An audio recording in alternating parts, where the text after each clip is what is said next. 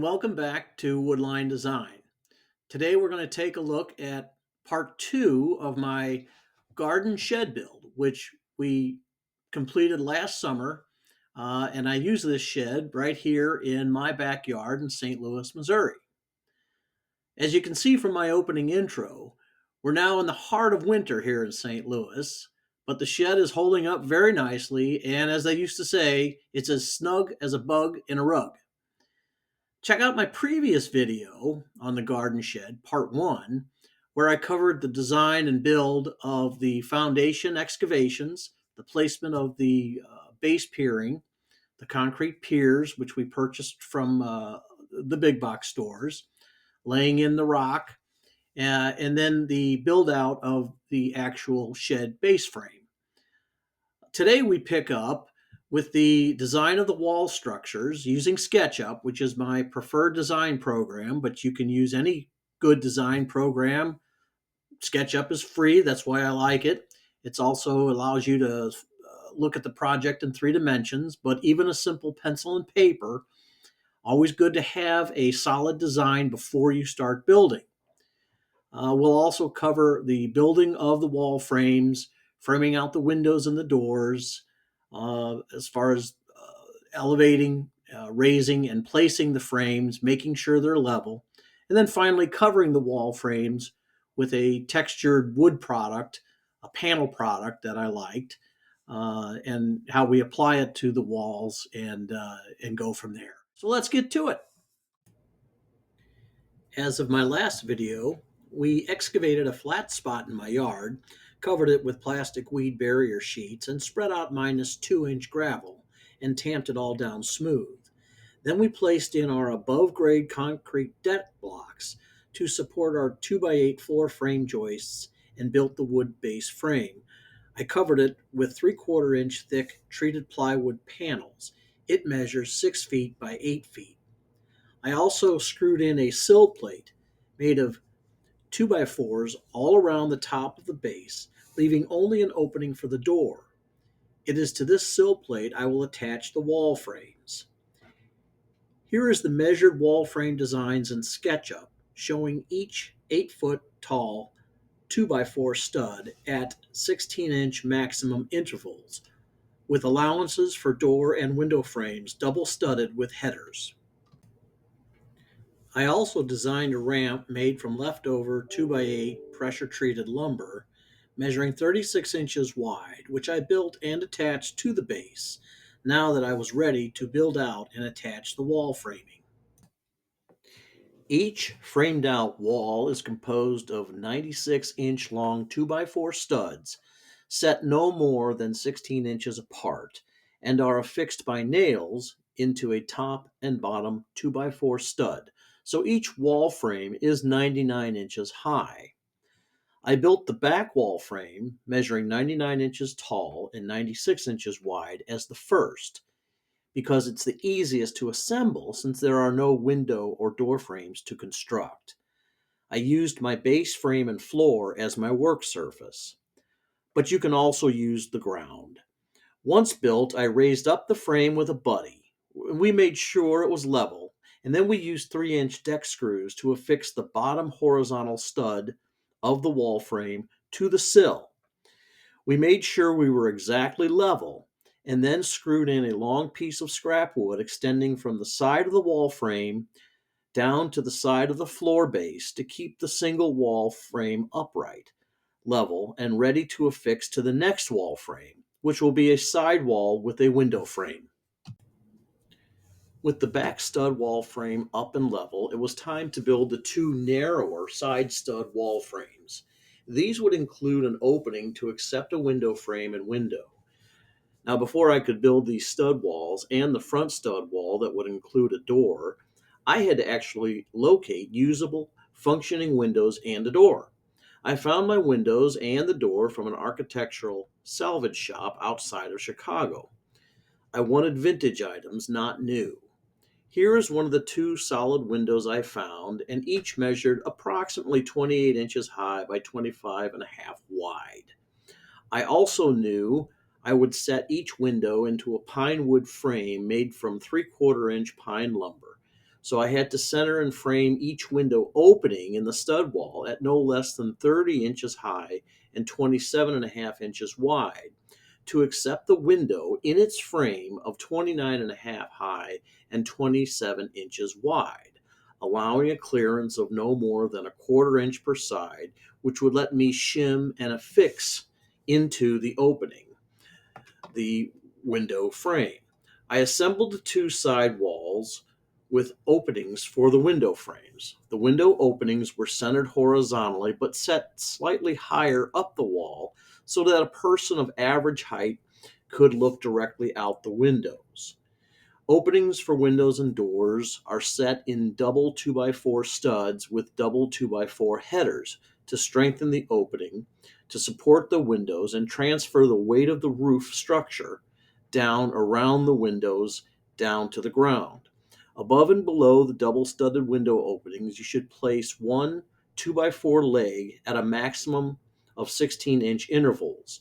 My window openings were small, so only one 2x4 leg was used above the opening and one below. Once the side wall stud frames were assembled, we raised each one up and used 3-inch decking screws to attach the side walls to the standing back wall. Finally, it was time to build my wide front stud wall frame, which was the same overall dimension as the back stud wall, 96 inches wide and 99 inches tall. This wall would include an opening framed for my door. Remember, I found this door along with my windows at a salvage yard outside of Chicago. I actually found an old wood storm door measuring 80 inches tall by 30 inches wide. It was likely made at some point from the 1920s through the 1950s, and it was still in great shape, and it only needed to be stripped and repainted. It also included a 6-paned window inset that was entirely removable. I would set this door into a door frame made from 3/4 inch lumber so that the frame would be 80 and 3/4 inches tall and 31.5 inches wide overall. My framed opening, therefore, in the stud wall had to be 81 inches tall and 32 inches wide in order to easily fit the door and its frame into the opening. Again, the door frame studs were doubled, and I even tripled the header studs above the door. Now, once assembled, we raised the front stud wall and we affixed it with 3-inch screws into the ends of the two side stud walls. Everything was checked for level, and we were very pleased to find the entire structure was very rigid and very sturdy. Now that all four walls were up and tightly joined, I laid in an additional layer at the top of the four walls, an additional sill plate made from 2x4s.